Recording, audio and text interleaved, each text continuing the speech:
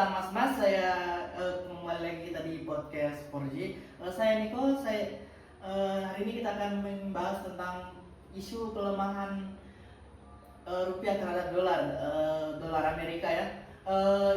Kita akan mencari bagaimana mencari solusi dan tips untuk memecahkan masalah ini. Ada Mas Marcel dari Ekonom, ada Mas Lorenzo dari UMKM, dan Mas Gio dari Bank Indonesia. Baik, terima kasih Niko. Saya senang bisa berbagi. Terima kasih atas undangannya Pak Niko. Terima kasih telah mengundang saya selaku bagian dari Bank Indonesia. Teman-teman di sini ada yang mungkin belum pernah mendengarkan apa sih inflasi itu. Kita akan menanyakan kepada Mas Marcel selaku ekonom, apa sih inflasi itu? Bisakah Mas Marcel menjelaskan tentang inflasi yang memicu inflasi di negara kita itu juga? Oke, terima kasih. Baik Niko, terima kasih waktunya. Di sini saya akan sedikit menjelaskan tentang inflasi. Sederhananya, inflasi ini adalah kenaikan barang atau jasa secara umum secara terus-menerus. Nah, bayangkan rupiah ini kalah oleh dolar, maka semua barang impor kita ini akan menjadi mahal.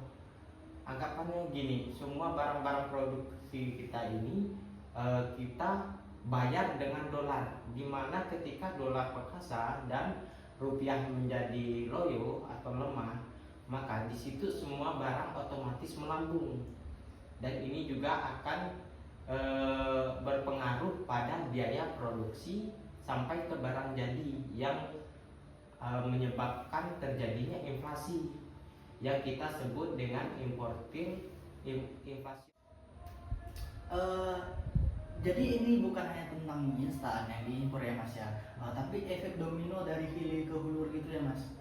Ya, betul sekali. Bukan hanya barang-bahan baku, barang-barang konsumsi impor juga berpengaruh seperti bahan elektronik, obat-obatan, serta seperti minyak mentah yang kita impor. Semua akan berpengaruh dan terdampak pada masyarakat. Oh, jadi kita akan beralih kepada UMKM. Dampak nyata apa sih yang dirasakan Mas selaku pengusaha UMKM yang Mas rasakan pada inflasi ini? Yang apakah strategi penjualan Mas selaku pelaku UMKM itu harus berubah total Pak Mas? Jadi dampaknya kalau saya selaku pelaku UMKM ini dampaknya sangat terasa, apalagi bagi saya yang pelaku UMKM-nya sebagai penjual ramen. Jadi saya sangat merasakan dampaknya karena sebagian bahan baku untuk pembuatan ramen itu diimpor dari luar negeri. Jadi harga barang ini cenderung naik. Dulu saya bisa memperkirakan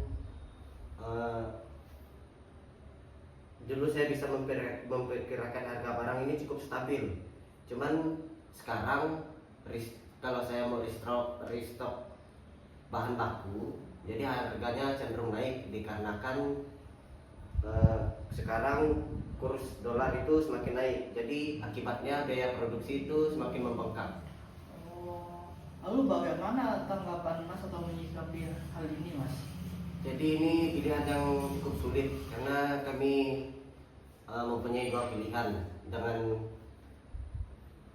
itu menjual harga barang yang menaikkan harganya dengan mengurangi daya beli konsumen, atau tetap menahan harga barang tapi keuntungan kami tipis sekali, jadi bisa rugi. Sebagian besar UMKM ini mencoba efisiensi di sana sini, jadi mencari pemasok lokal. Jadi mencari pemasok lokal itu juga tidak mudah karena daya beli masyarakat juga menurun karena pendapatan mereka tidak secepat kenaikan harga barang. Berarti ini tentang bagaimana dunia usaha dan masyarakat ya. Kita sekarang beralih kepada Mas Geo.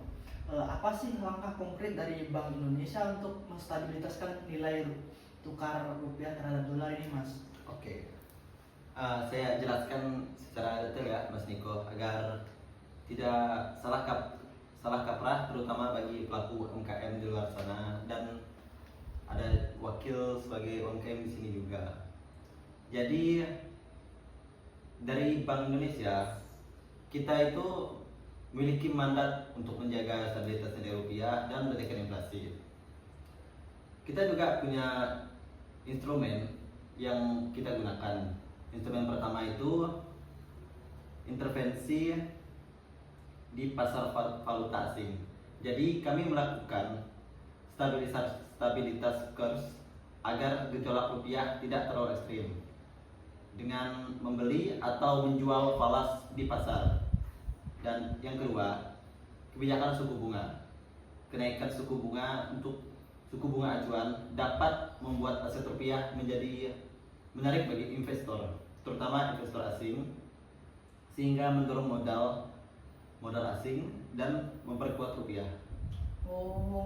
Jadi selain itu apakah ada kerjasama itu dengan pihak lain Mas dari Bank Indonesia ya Mas?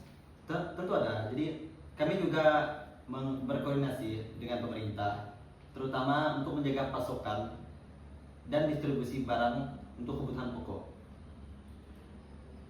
Karena kan inflasi pangan itu sering menjadi pemicu utama. Jadi kami memastikan ketersediaan pasokan dan kelancaran distribusi itu krusial untuk kita. Dan pemerintah juga mendorong program-program yang menguntungkan bagi impor seperti peningkatan produksi dalam negeri terutama, dan diversifikasi ekspor untuk memperkuat cadangan devisa kita. Jadi kayak usaha bersama itu ya Mas ya? Iya, usaha kita dari Bank Indonesia dan juga melibatkan masyarakat, terutama pelaku UMKM. Ya, menarik sekali ya teman-teman dari penjelasan ketiga narasumber ini. Sebagai penutupnya nih Mas, dari Mas Marcel dan Mas Lorenzo ataupun Mas Geo, bisakah Mas-mas ini memberikan tips atau saran untuk kedepannya untuk menjaga stabilitasan atau pelemahan rupiah terhadap dolar ini Mas?